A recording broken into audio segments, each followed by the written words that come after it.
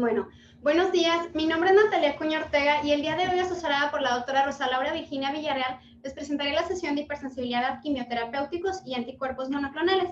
Primero, antes que nada, queremos agradecer la participación de los servicios de hematología y oncología, así como a sus respectivos jefes de servicio, el doctor Oscar Vidal Gutiérrez, el doctor David Almaguer y el doctor Oscar González Llano. Para iniciar, vamos a definir lo que es la quimioterapéutica o quimioterapia. Es la técnica mediante la cual se administran sustancias químicas para el tratamiento de distintas afecciones. Estas afecciones las podemos dividir en dos grandes grupos. En primer lugar, tenemos las afecciones no oncológicas, que van a incluir todos aquellos procesos de tipo infecciosos, enfermedades hematológicas o enfermedades del tejido conjuntivo. Dentro de este grupo, quien realizó las primeras investigaciones y encontró el primer fármaco que se utilizó fue Paul Ehrlich, en busca de la famosa bala mágica que pudiera afectar la bacteria que ocasionaba una endemia importante dentro de los tiempos en los cuales él vivió, que era sífilis.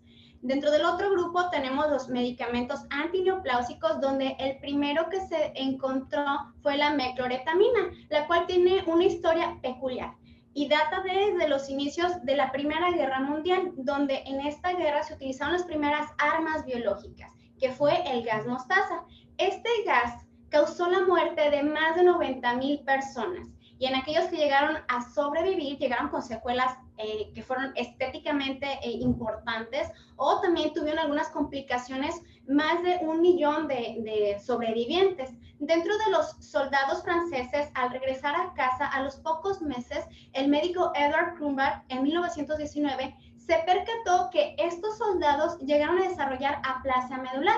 Fue entonces que quiso utilizar esta sustancia para tratar los padecimientos hemato-oncológicos. No lo consiguió, pero años más tarde el farmacólogo Alfred Killman y el doctor y farmacólogo Louis Goodman continuaron con las investigaciones de su predecesor, y en la Segunda Guerra Mundial, tras ocasionar un evento catastrófico en diciembre de 1943 en la costa de Bari, en Italia, en donde un barco que se encontraba en la costa explotó. Este barco contenía mostaza azufrada y ocasionó la muerte de muchos de los habitantes que se encontraban en esta región. Aquellos que sobrevivieron, niños, mujeres, embarazadas, adultos, jóvenes, todos los que sobrevivieron desarrollaron aplasia medular. Y fue así que tras un evento catastrófico se demostró la eficacia de este componente de la mostaza azufrada para ocasionar estas secuelas a nivel de la médula ósea.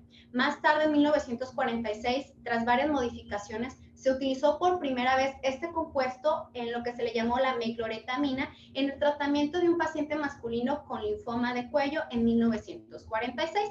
Desde ese entonces hasta nuestras fechas nos hemos dado cuenta a nivel global la incidencia de cáncer ha aumentado de forma espectacular. Según los reportes que se han presentado en línea por el Centro Internacional de Investigaciones sobre el Cáncer, en el 2018 se encontró que el cáncer fue la segunda causa de muerte a nivel global, dentro de los cuales el cáncer más frecuente fue el pulmonar en hombres y mujeres. En nuestra población, en México, el cáncer más común en los hombres es el que se encuentra en próstata, y en las mujeres es el cáncer de mama. Como mencionaba, la segunda causa de muerte, 1 de cada 6 muertes que ocurren en el mundo es por el cáncer. El 70% de estas muertes ocurren en países de ingresos bajos y medianos, ya que tiene un impacto económico fuerte.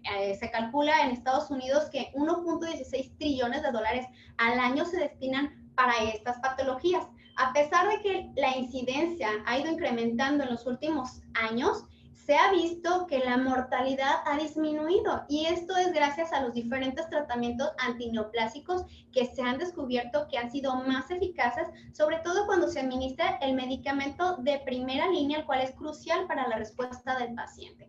Este tipo de medicamentos no solamente se han utilizado en la rama de la oncología, sino también en algunos otros padecimientos hematológicos, como lo es el anticuerpo monoclonal que está en investigación para la enfermedad de la hemofilia, algunos anticuerpos monoclonales que están siendo utilizados dentro de la cardiología, sobre todo para tratar la hipercolesterolemia familiar, dentro del área de la autoinmunidad, en reumatología, pues para tratar de inmunorregular la respuesta autoinmune, y finalmente en nuestra área, en las alergias, se han tratado este tipo de medicamentos cuando los pacientes no responden en las primeras líneas de tratamiento.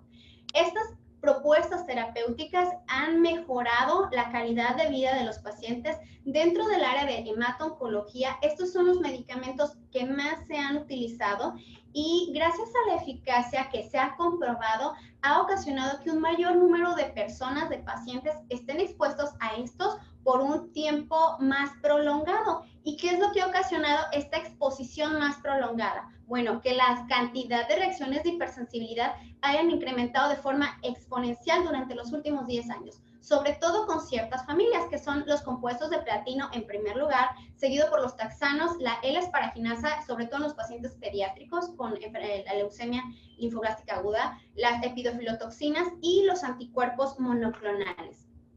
Primero, antes de hablar de una reacción de hipersensibilidad, debemos definir lo que es un evento adverso relacionado al uso de medicamentos, y es precisamente cualquier evento médico desagradable no esperado asociado con la administración del medicamento. De estos tenemos dos grandes grupos. Los del grupo A, que son aquellos que nosotros ya esperamos que llegue en alguna ocasión a ocurrir por el mismo mecanismo del medicamento, y los del grupo B, que son las reacciones de hipersensibilidad. Cuando este medicamento se administra vía intravascular o intramuscular, y ocasiona una reacción, vamos a hablar entonces de una reacción relacionada a la infusión, las cuales se pueden dividir de dos formas. En primer lugar, dependiendo del tiempo de aparición, en reacciones retardadas, cuando se presentan de 72 horas hasta 6 u 8 semanas posteriores a la administración, o reacciones agudas que se presentan a los pocos minutos de la administración o a las horas, incluso 24 horas posteriores a que se administra el medicamento. Hay algunos reportes de caso.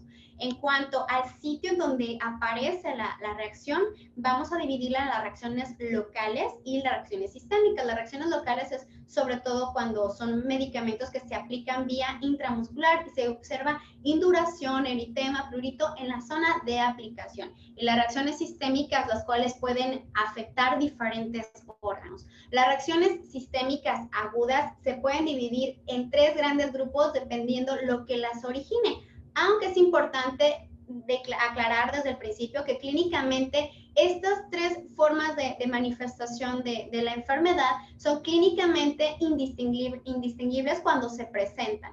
La única forma en la cual podemos distinguirlas son por ciertas características peculiares que tienen cada una.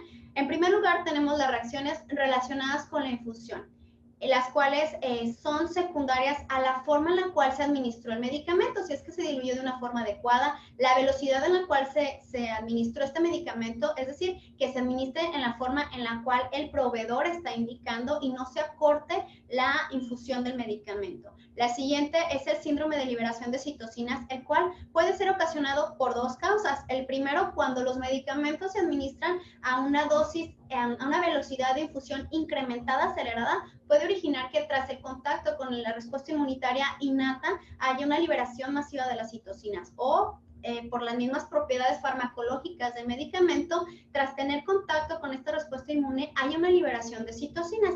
Clínicamente, ambas se caracterizan porque se presentan generalmente tras la primera aplicación del medicamento. Los pacientes manifiestan fiebre, prurito, enrojecimiento, taquicardia, hipertensión, disnea, náuseas, vómitos y llegan a presentar síncope.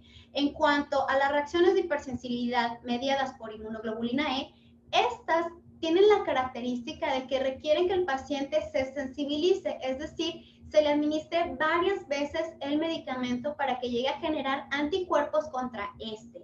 Pero hay algunas excepciones a la regla y estas las vamos a mencionar más adelante, en donde se ha observado que los pacientes, a pesar de que es la primera vez que se administra este medicamento, presentan una reacción de hipersensibilidad de tipo IgE.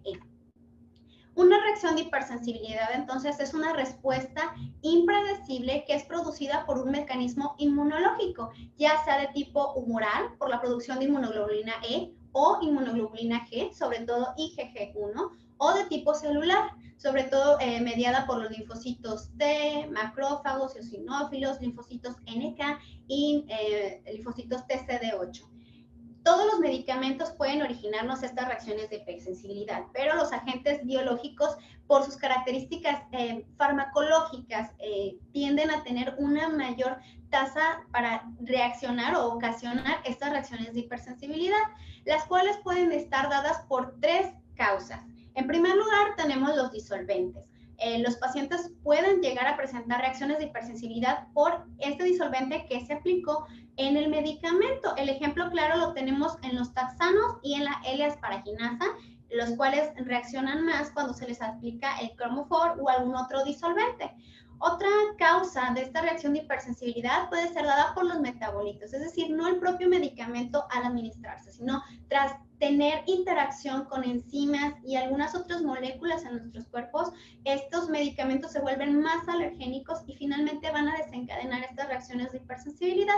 Finalmente, el principio activo juega un papel muy importante, dentro de los cuales sobre todo vamos a tener en consideración los anticuerpos monoclonales, ya que se ha visto que diferentes estructuras pueden ocasionar estas reacciones de hipersensibilidad. Se ha visto que en aquellos que tienen una secuencia murina mayor del 100%, son más alergénicos o su grado de alergenicidad es mayor. Sin embargo, conforme va avanzando y la secuencia murina se va perdiendo y se va ganando la secuencia humana, estos medicamentos tienden a ser menos alergénicos, se llegan a crear una menor cantidad de anticuerpos contra el anticuerpo monoclonal, los llamados ADA, pero sin embargo también se han reportado casos de pacientes que generan estos anticuerpos contra anticuerpos monoclonales 100% humanizados. La prevalencia de estas reacciones es muy difícil de establecer, puesto que se cuenta con diferentes características a diferencia de otros medicamentos. La primera es que es un grupo de medicamentos grandes que cada día va incrementándose de forma espectacular conforme los avances en la ciencia lo permiten. Estos medicamentos difieren mucho en la composición, incluso dentro de las familias, como hemos visto sobre todo en los taxanos. El paciente puede tener diferentes factores que van a disminuir el umbral de activación de la respuesta inmunitaria. Se ha visto sobre todo en los pacientes hematológicos, en aquellos que tienen recuentos más altos de leucocitos y niveles más bajos de plaquetas, tienden a tener una mayor cantidad de reacciones de hipersensibilidad. La respuesta realmente no se sabe al 100%. Existen varias hipótesis en las cuales pues, se puede evidenciar que a mayor cantidad de leucocitos, sobre todo linfocitos tipo B, pues van a tender a generar más estos anticuerpos. Sin embargo, solamente son hipótesis, no se ha llegado a la causa real. Y bueno, también aquellos pacientes con enfermedades autoinmunes son más proclives a presentar este tipo de reacciones de hipersensibilidad. Y bueno, finalmente hay algunos medicamentos que se utilizan pocos para enfermedades poco comunes, por lo cual pues no se puede establecer realmente la tasa de reacción de hipersensibilidad, porque como sabemos, como lo mencioné, el principal factor para que se desencadenen es la exposición repetida. En uno de los estudios más grandes que se ha realizado y más recientes, en donde se reportó la tasa de anafilaxia fatal en pacientes pediátricos, se realizó en el 2018 y se encontró que 561 niños tuvieron anafilaxia fatal. La tercera causa fue por los medicamentos. Dentro de estos, los más implicados fueron los antibióticos, seguidos de los antiinflamatorios no esteroideos. Y finalmente tenemos los quimioterapéuticos o quimioterápicos y los agentes biológicos, los anticuerpos monoclonales. Dentro de estos, en primer lugar, tenemos rituximab. Se puede entender que es dado a que la principal neoplasia de órgano no sólido durante la etapa pediátrica es la leucemia linfoide aguda, en donde el tratamiento de lesión pues es precisamente y en los quimioterapéuticos pues es la L-asparaginasa. De ahí que se sobreentienda que estos sean los medicamentos más implicados en esta reacción de hipersensibilidad en esta población.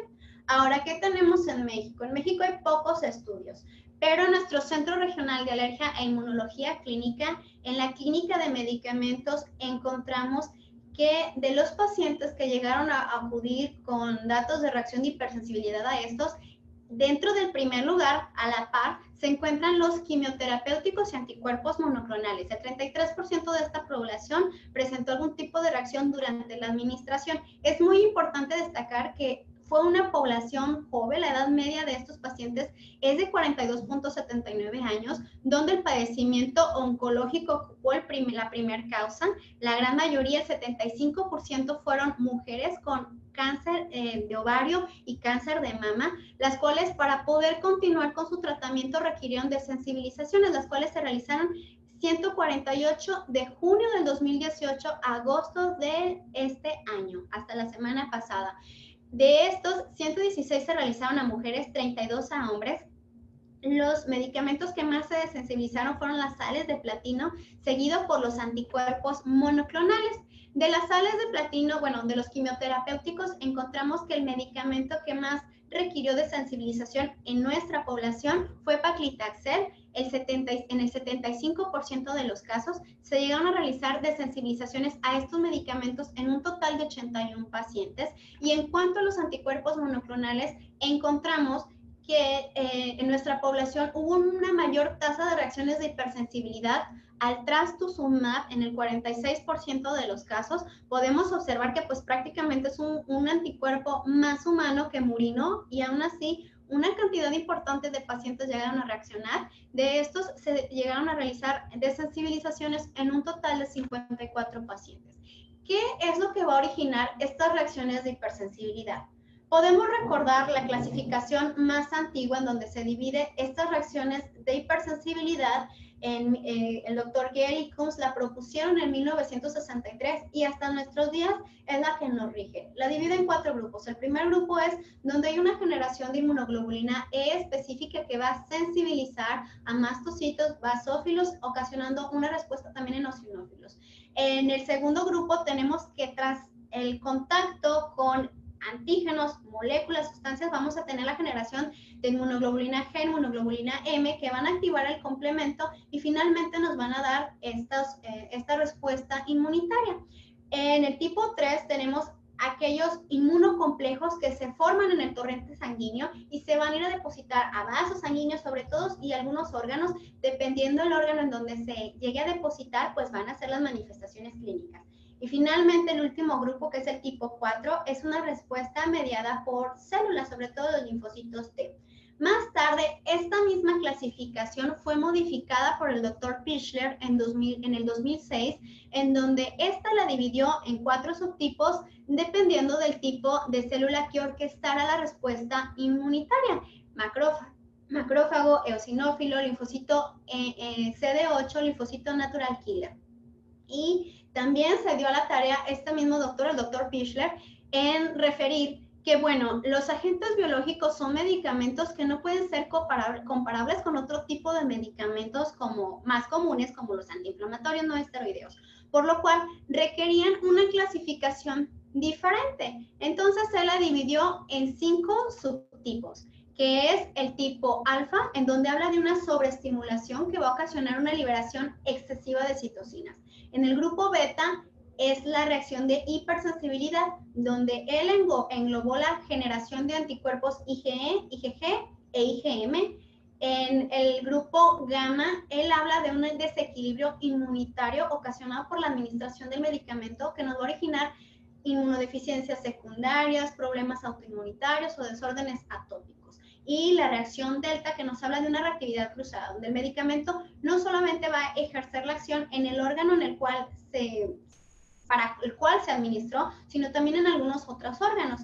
Y la reacción no inmunológica, que nos habla precisamente de los datos o efectos que podemos tener fuera del sistema inmunitario, como no lo es los efectos neuropsiquiátricos que se observan tras la administración de anakinra. Bueno, es muy difícil tratar de acoplar ambas clasificaciones. Para nosotros en alergias es más fácil utilizar la clasificación propuesta por el doctor Gale y Combs, en donde las reacciones de hipersensibilidad más comunes a medicamentos las catalogamos en el grupo 1, y en el grupo 4, o sea, la mediada por IgE y la mediada por células.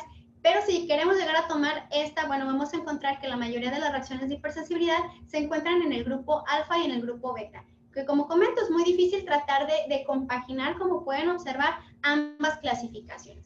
Aquí lo importante es entender las diferentes vías que nos van a ocasionar los síntomas, sobre todo el síntoma más grave que es la anafilaxia. Y para esto la clasificación, o más bien la fisiopatología que mejor define este tipo de respuestas es la más reciente, donde la doctora Castell ha hecho un mayor énfasis y más investigaciones en esta, en la cual se divide las vías de anafilaxia en 3 grandes grupos y un cuarto en donde se ve una respuesta mixta. Vamos a hablar de la más común, la más estudiada, que es la de tipo 1, es la que puede ser mediada por IgE o no mediada por IgE. En esta vamos a encontrar que tras la administración de estos medicamentos que van a fungir como antígenos, en la primera ocasión pues van a ser captadas por las células dendríticas, van a viajar a los ganglios linfáticos, se va a promover la generación de estos anticuerpos contra mi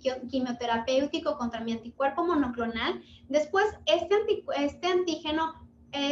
estos anticuerpos van a viajar por el torrente sanguíneo y se van a unir a los receptores de alta afinidad presentes en mastocitos y basófilos. Entonces llamamos que nuestra célula está sensibilizada, como pueden observar en esta imagen.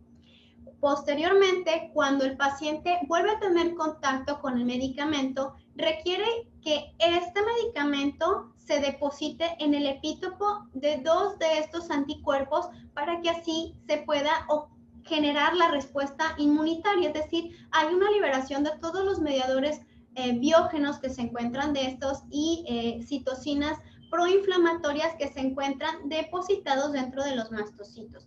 Cuando esto llega a ocurrir, cuando el medicamento realmente se puede unir a ambas inmunoglobulina E, se desencadena la respuesta inmunitaria, se libera triptasa, histamina, heparina, factor activador de plaquetas, bradicinina, prostaglandina, interleucina, sobre todo interleucina 6, factor de necrosis tumoral alfa, y van a ser los que nos den los síntomas. Lo mismo pasa con la inmunoglobulina G, la IgG1, pero en lugar de generarse Ig, pues se genera IgG, pero básicamente es lo mismo en este fenotipo mediada por anticuerpos, en donde nuestro endotipo es la célula efectora directora, que es el mastocito y el basófilo.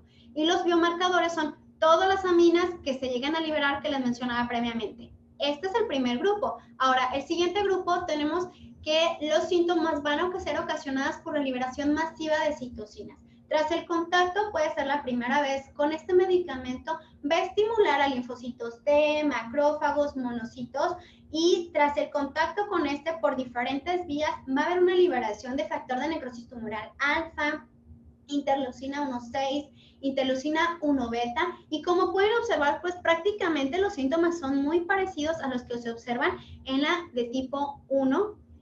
En el tipo mixto, pues vamos a observar que participan ambas células, ambos grupos de células son las células orquestadoras de esta respuesta inmunitaria que va a generar la eliminación o producción y eliminación de todas estas aminas biógenas.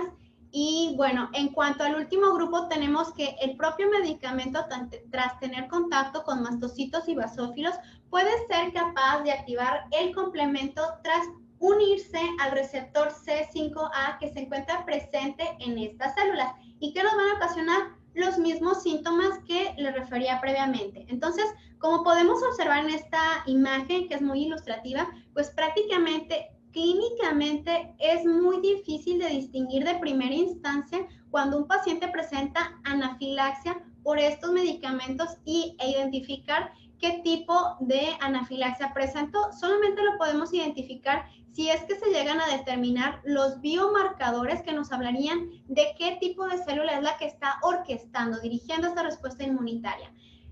Pero la buena noticia es que a pesar de que no podemos identificar en el momento de la anafilaxia qué célula es la que está originando esta respuesta, pues podemos observar que el tratamiento es el mismo, entonces no importa la vía, sino identificar la anafilaxia y de manera oportuna aplicar la epinefrina, la adrenalina racémica intramuscular, de lo cual hablaré más adelante.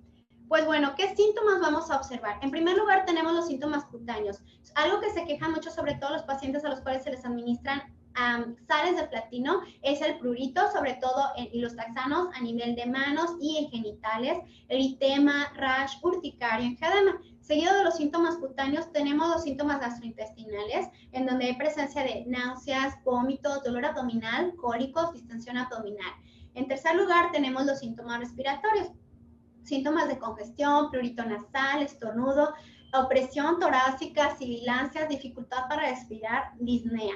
Y finalmente vamos a observar los síntomas cardiovasculares, taquicardia, bradicardia, mareo, paro cardíaco. Cuando hay un colapso cardiovascular podemos llegar a observar los síntomas neurológicos, síncope, mareo, sensación de muerte inminente y alteraciones visuales. Desde que se comienzan a presentar los síntomas respiratorios, si es que se llega a determinar la presencia de una saturación menor a 90 o empieza a haber ya colapso cardiovascular reflejado en la disminución de la presión arterial, estamos hablando de un evento de anafilaxia. Es importante saber que aquellos entre sea mayor la gravedad van a ser más los síntomas y una cantidad importante de casos se han reportado que incluso han llegado a presentar coagulación intravascular diseminada al estar estos pacientes en terapia intensiva. Algo muy importante es que no todos los pacientes nos presentan este foco rojo, que son los síntomas cutáneos. ¿Por qué? Bueno, pues por la premedicación que se debe de administrar al administrar este tipo de medicamentos. Se llega a apagar esta alarma que son los síntomas cutáneos y nuestros pacientes pueden llegar a debutar de forma inmediata con síntomas gastrointestinales o síntomas atípicos que se suelen observar sobre todo tras la administración de anticuerpos monoclonales, taxanos. Estos son fiebre, escalofríos, dolor en la espalda, sobre todo a nivel de cuello, a nivel lumbar y una rigidez característica sobre todo en la mandíbula. Según el Instituto Nacional de Cáncer, divide estas reacciones en diferentes grados, en 5 grupos. En el grado 1 tenemos solamente una afectación del tejido cutáneo y subcutáneo. En el grado 2 ya aparece la presencia de disnea.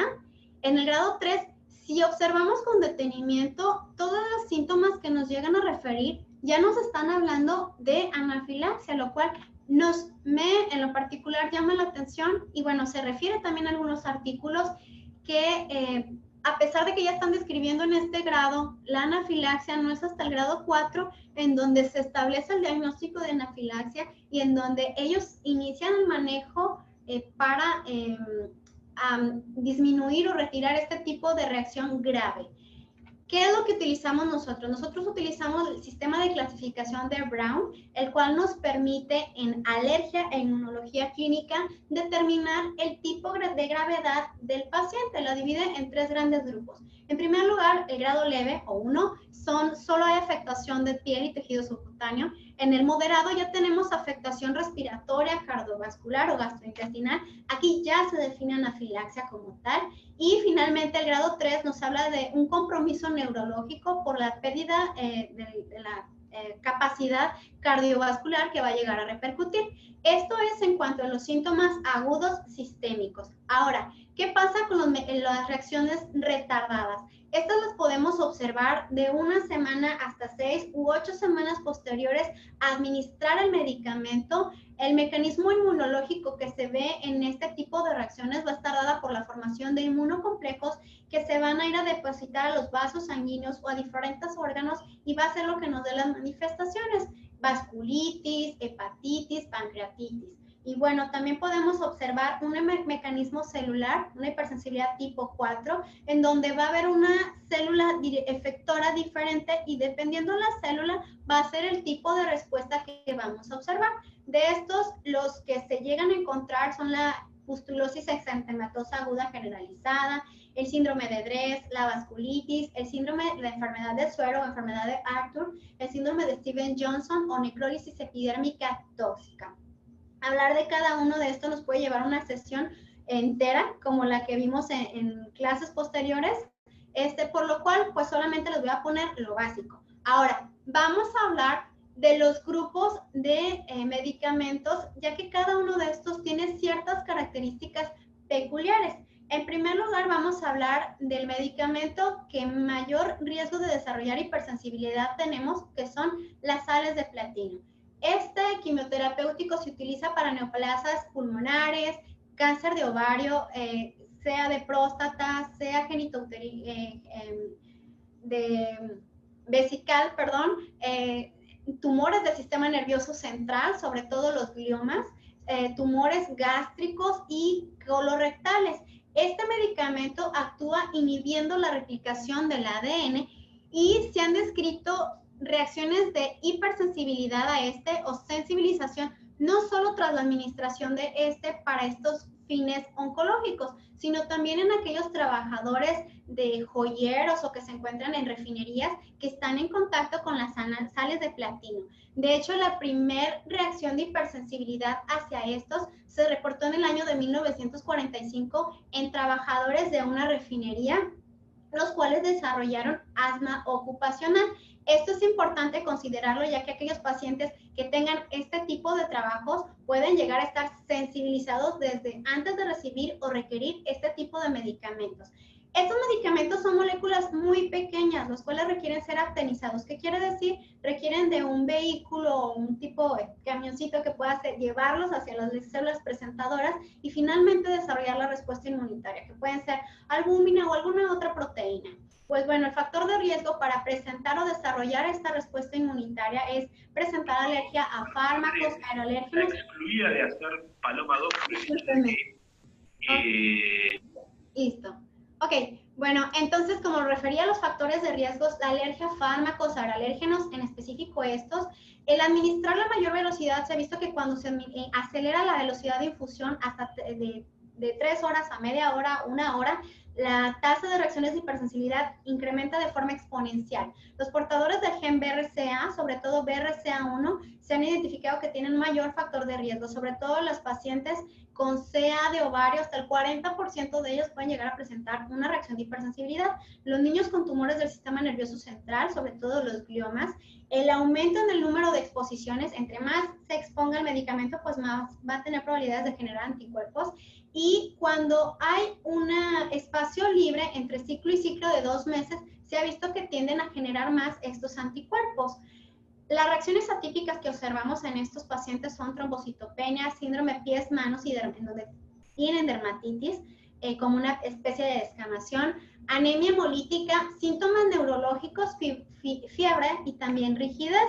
Dentro de estos medicamentos vamos a observar que el que tiene una mayor tasa de reacciones de hipersensibilidad es el carboplatino, hasta el 16% de los casos, y no solamente presentan manifestaciones en el momento de la aplicación, sino también pueden presentarse reacciones retardadas hasta 1 o 2 semanas posteriores.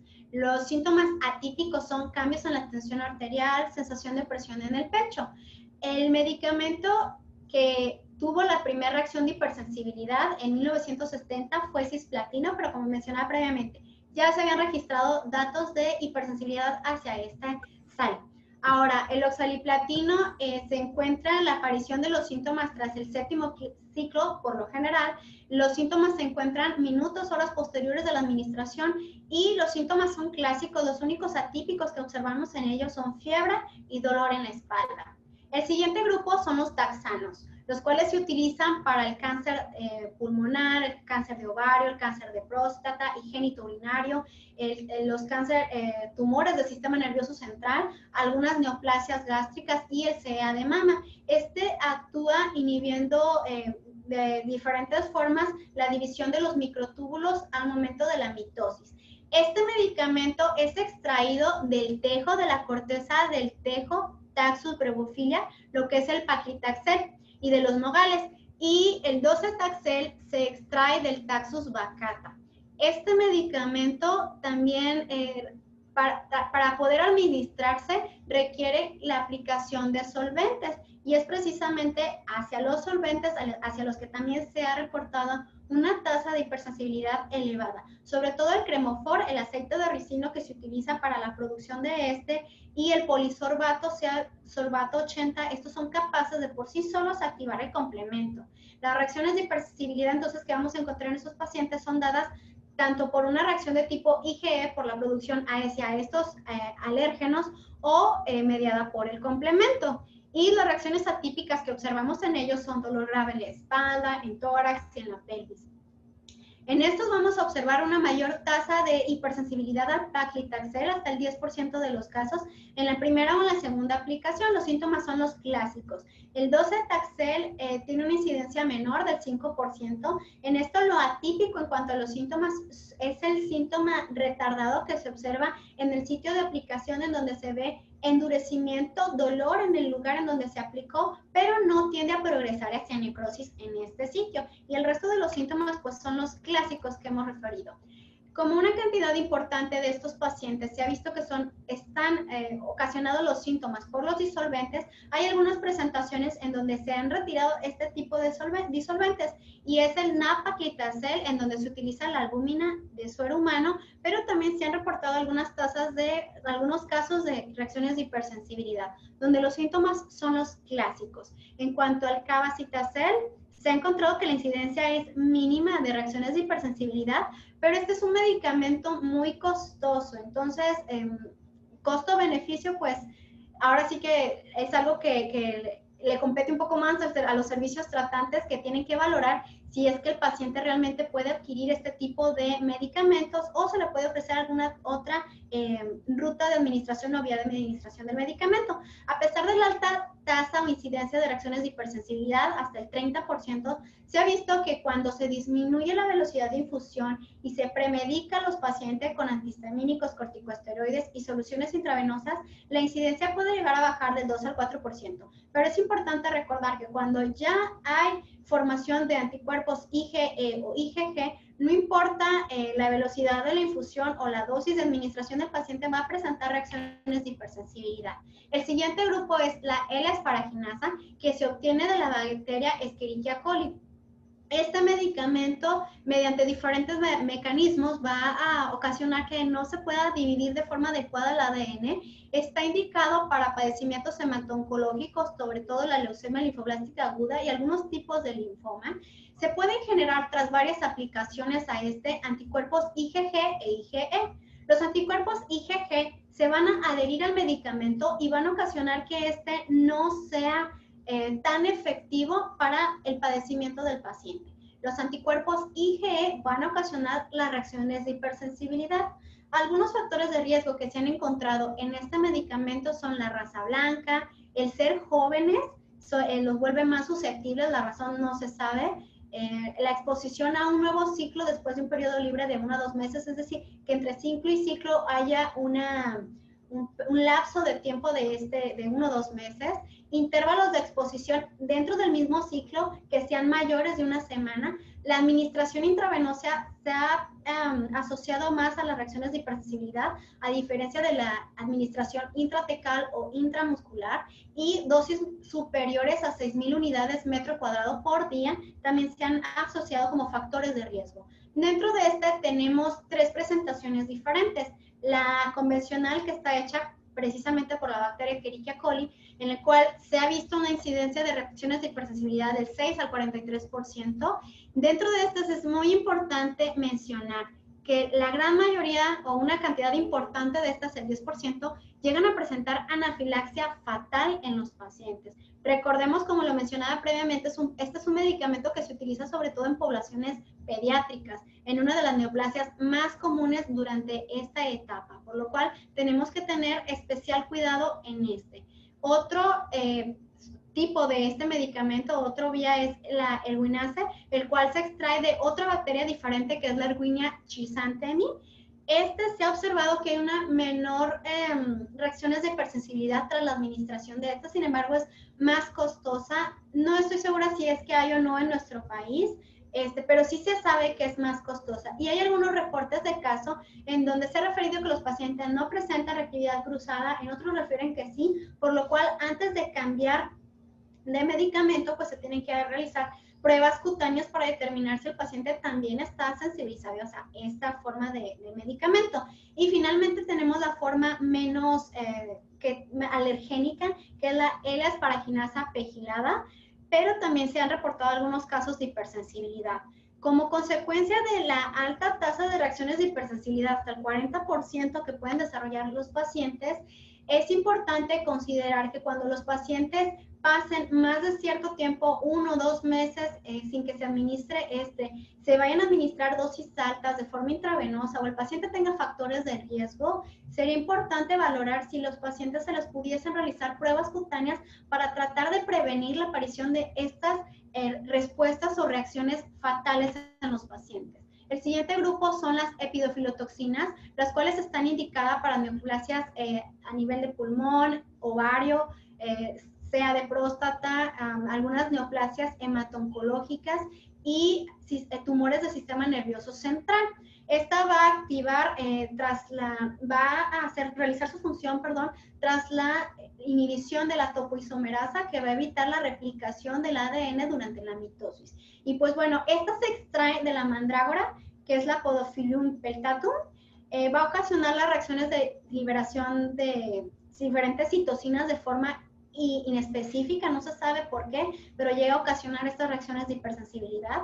Los factores de riesgo en el caso del tenipósido las reacciones se asocian más en los pacientes con leucemia linfoblástica aguda, hasta en un 41% de los casos, y en quienes reciben dosis altas de este medicamento. Me refiero a dosis mayores de 1.500 a 2.000 miligramos por metro cuadrado. En cuanto al etopósido, se han asociado un mayor número de reacciones de hipersensibilidad en la enfermedad de Hodgkin y cuando se administra de forma intravenosa. Las reacciones atípicas son fiebre, escalofríos, oliguria, hemólisis intravascular y sudoración.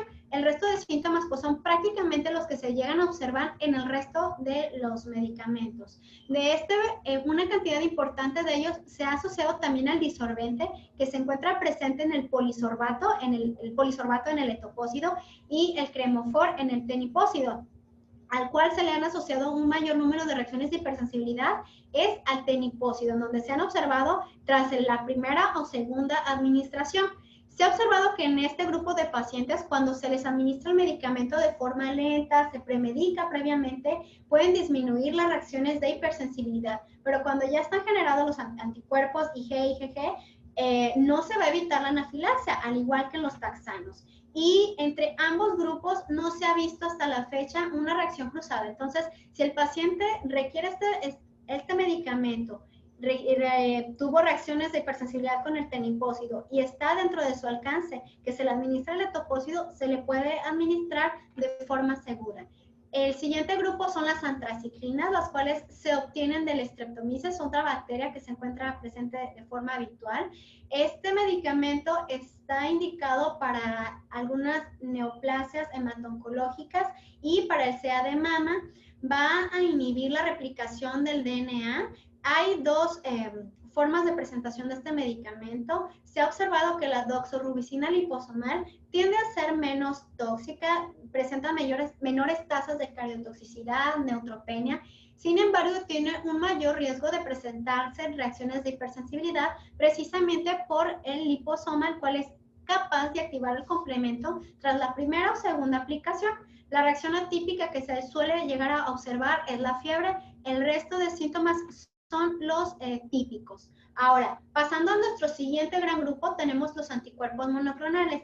Estos han sido mejor tolerados, son menos tóxicos, pero también pueden llegar a presentarse de reacciones de hipersensibilidad, las cuales, como lo mencionaba, van a depender de la estructura del medicamento. En aquellos en los cuales tengan una mayor fracción de porción murina, pues van a tender a ser más inmunogénicos. El paciente va a tener una mayor susceptibilidad para generar anticuerpos este anticuerpo monoclonal, y conforme va disminuyendo el porcentaje de secuencia murina y va incrementando el porcentaje de secuencia humana, podemos observar que el potencial inmunogénico pues va a mejorar. Sin embargo, también se han encontrado reacciones de hipersensibilidad en este grupo de medicamentos. Generalmente, las respuestas o las reacciones de hipersensibilidad se encuentran en los pacientes tras varias aplicaciones. Sin embargo, hay algunos en los cuales tras la primera aplicación se encuentran estas reacciones de hipersensibilidad. El ejemplo clásico es el cetuximab y el infliximab. Hacia el año 2000 se encontró o se reportó una cantidad exagerada de reacciones de hipersensibilidad tras la primera administración de este medicamento. Se realizaron algunas investigaciones para encontrar o determinar los factores de riesgo que pudieran estar presentes en esta población, sobre todo en Minnesota, en Estados Unidos, y se encontró que esta es una zona endémica en donde hay una cantidad importante de garrapata, estrella solitaria, y algunos pacientes, la gran mayoría, tenía como antecedente pues la picadura por este.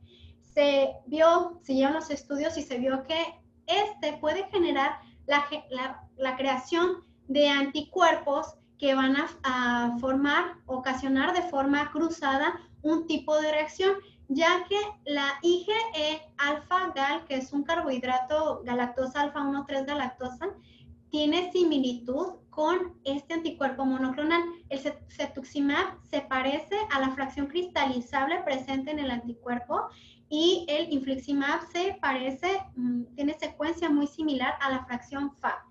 Este mismo carbohidrato se encuentra presente también en algunos alimentos, en la carne, sobre todo en las vísceras y también en algunos otros medicamentos, por lo cual debemos de considerarlo. Nuestra población pues no hay tantos de este tipo de garrapatas, pero son endémica de Chagas, en donde se ha visto que los pacientes tienden a generar anticuerpos contra este también.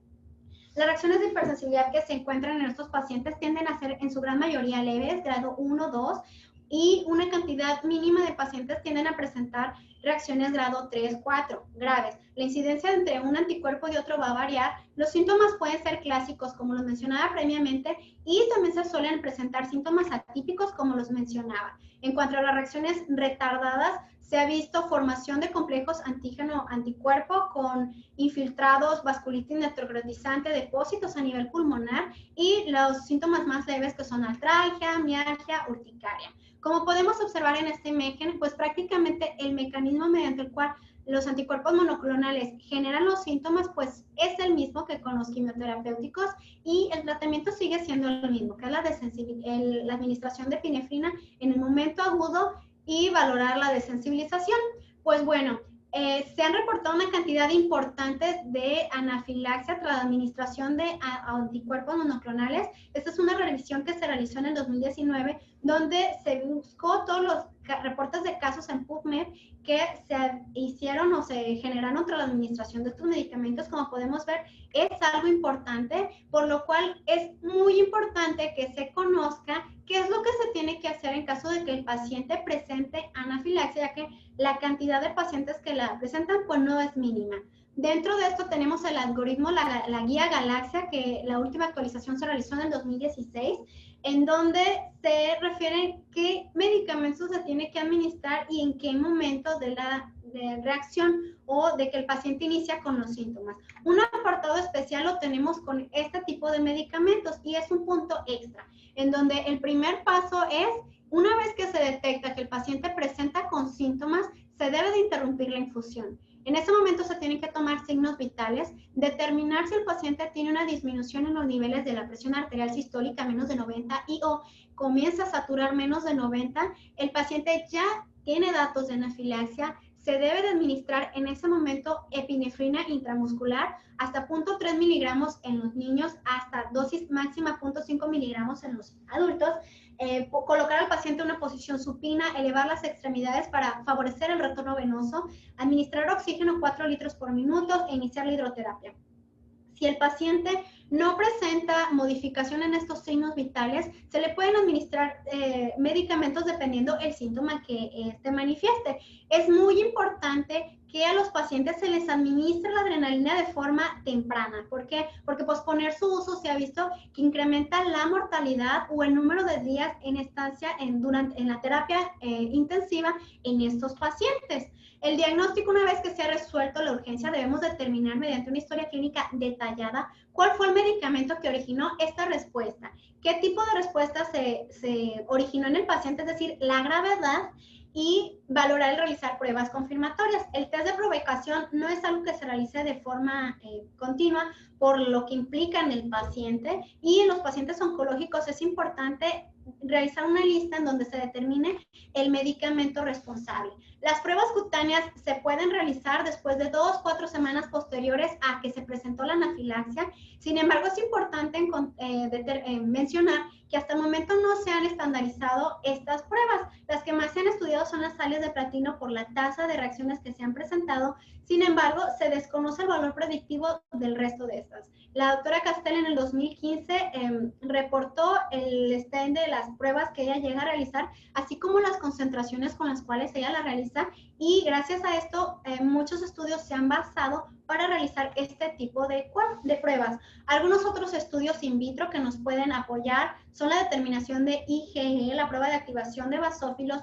Sin embargo, se han hecho más estudios igual en las sales de platino, pero no se ha aprobado su eficacia en el resto de medicamentos. Uno de los biomarcadores más importantes que debemos de tomar es la triptasa. Es una enzima que se encuentra sobre todo en los mastocitos y en menores cantidades en los basófilos. Esto nos va a ayudar a evidenciar qué tipo de célula está, o más bien si hay una activación de los mastocitos y basófilos.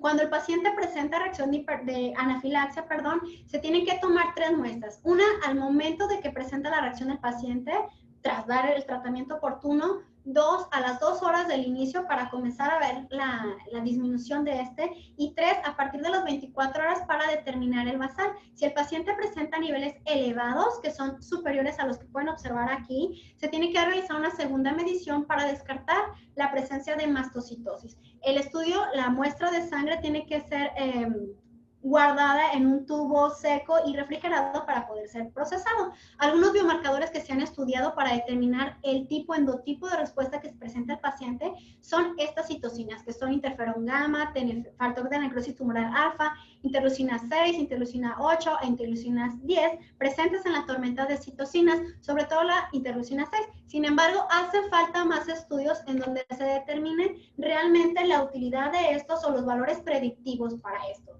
Si el paciente llega a presentar reacciones de hipersensibilidad y requiere este medicamento, se puede llegar, y está en un grado leve, se puede llegar a administrar previa premedicación, disminuyendo la velocidad de infusión. Se puede premedicar con acetaminofén, AINES, corticosteroides en caso de fiebre, dolor. En caso de síntomas respiratorios, montelukast, corticosteroides. En caso de síntomas en la piel, administrar montelukast, aspirina, antihistamínicos. Y en caso de presentar ansiedad, pues las benzodiazepinas. Si el paciente persiste con la sintomatología o de forma inicial presenta reacciones moderadas graves, se tiene que indicar la desensibilización. Y algo que tenemos que preguntarnos es, ¿el beneficio de la terapia con este medicamento supera el riesgo del daño? Si la respuesta es sí, tenemos que llevar al paciente hacia la desensibilización. ¿Y qué es la desensibilización? Para esto les coloqué esta pequeña imagen para hacer una analogía, en donde la abeja va a simular ser el antígeno, el medicamento, el cual tiende que aterrizar sobre la flor que ya tiene la inmunoglobulina específica. Ok, imaginen que la abeja aterriza en la flor y para que pueda llegar a realizarse la polinización, tiene que estar durante el momento que debe la abeja para que se pueda producir la polinización. Si la abeja no está durante el tiempo necesario, no se va a completar una serie de pasos, entonces no se va a realizar esta polinización. ¿Qué quiere decir con todo esto? Muy bien, una vez que nuestro mastocito ya está sensibilizado, requiere que el antígeno, la abeja, pose sobre la inmunoglobulina E durante el tiempo necesario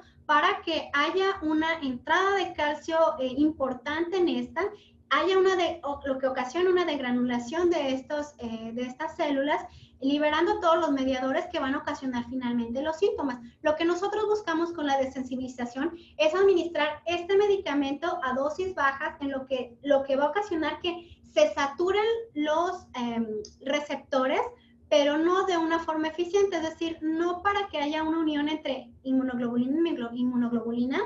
Se saturan los pocos mastocitos que llegan a activarse y a liberar estos no son suficientes como para que se genere una reacción de hipersensibilidad tan importante como la anafilaxia. Es decir, disminuye el umbral de activación de estas pocas células que están presentes. Es un concepto con el cual hemos estado en contacto durante toda nuestra carrera de medicina. Es muy similar al umbral de activación en los reflejos neurológicos.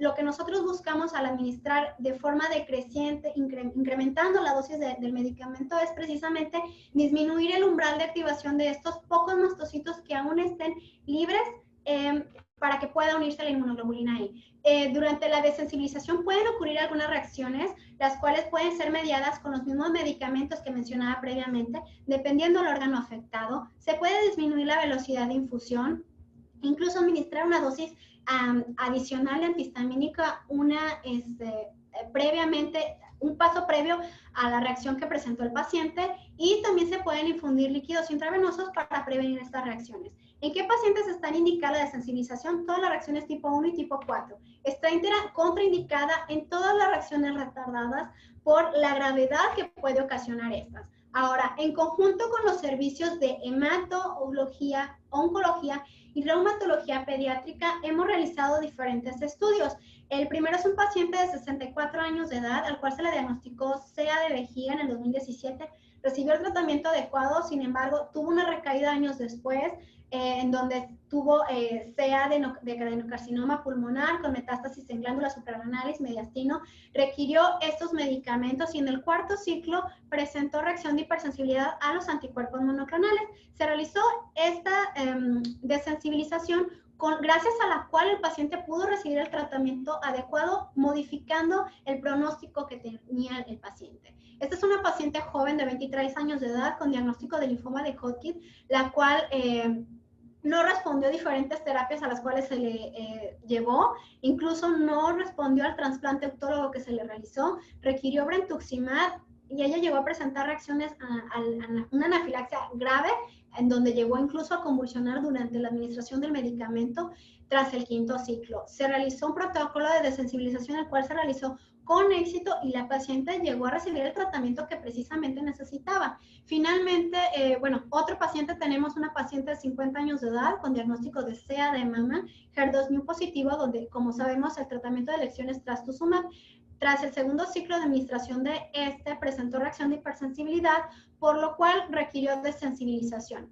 Este paciente es un paciente de 54 años, el cual tiene diagnóstico de cáncer de colorectal, por lo cual requirió la administración de oxaliplatino, pero en el primer ciclo presentó reacción de hipersensibilidad, por lo cual requirió la desensibilización, la cual se realizó de forma exitosa en nuestro centro regional. También tenemos casos pediátricos. Esta es una paciente de reumatología con diagnóstico de artritis idiopática juvenil sistémica de 2 años de edad. En el segundo ciclo presentó reacción de hipersensibilidad a tocilizumab, pero gracias a que se administró el medicamento de forma exitosa, pues finalmente tuvo un pronóstico diferente a la paciente. Finalmente, tenemos una paciente con diagnóstico de LLA CD20 positivo de 7 años de edad, la cual requería rituximab. En la primera dosis presentó una reacción de hipersensibilidad. Se le administró este medicamento mediante la desensibilización de forma exitosa. Gracias a la causística tan importante que tenemos a las desensibilizaciones que se han realizado en nuestro centro, se acaba de enviar un trabajo original en donde se van a publicar todos los casos que tenemos de desensibilización exitosa a paclitaxel. Estamos actualmente esperando la respuesta. Ahora, de todo lo que les acabo de decir, ¿qué tan beneficioso puede resultar el realizar pruebas cutáneas previas a administrar este tipo de medicamentos? Realmente hacen falta más estudios. ¿Por qué? Porque las pruebas no están estandarizadas. En algunos casos se requiere el vial completo del medicamento. Entonces tenemos que valorar si costo-beneficio es equiparable el no administrar la prueba para tratar de prevenir o evitar una reacción anafiláctica, o también ver lo que se puede llegar a requerir en el paciente al estar en una terapia intensiva o al necesitar el tratamiento oportuno para la anafilaxia. Hacen falta más estudios, los cuales pues nos abren una ventana de oportunidad a diferentes servicios. Como conclusiones personales, el uso de estas terapias biológicas ha cambiado la perspectiva de vida de muchos pacientes, pero también ha ocasionado que un mayor número de pacientes estén en contacto con Todas las especialidades están en contacto con estos medicamentos, medicina interna, oftalmología, cardiología, hemato, oncología, por lo cual es muy importante que estemos entrenados todos para llegar a reconocer de forma temprana estas reacciones de hipersensibilidad, saber en qué momento debemos de actuar en forma conjunta el servicio de alergia e inmunología con el resto de servicios que administran estos medicamentos para que detectar pacientes en riesgo que puedan presentar estos síntomas, realizar algoritmos generales para identificar a los pacientes, intentar prevenir las reacciones de hipersensibilidad que pueden llegar a presentar o en su defecto estar preparados para saber qué tipo de tratamiento llegar a administrar a nuestros pacientes. Gracias a la desensibilización se puede administrar el medicamento que el paciente requiere de forma adecuada. Hacen falta más estudios, sin embargo, el futuro es prometedor. Se puede llegar a esto gracias a una adecuada comunicación entre los diferentes servicios para poder llegar a detectar a estos pacientes que puedan llegar a tener factores de riesgo. Por mi parte es todo.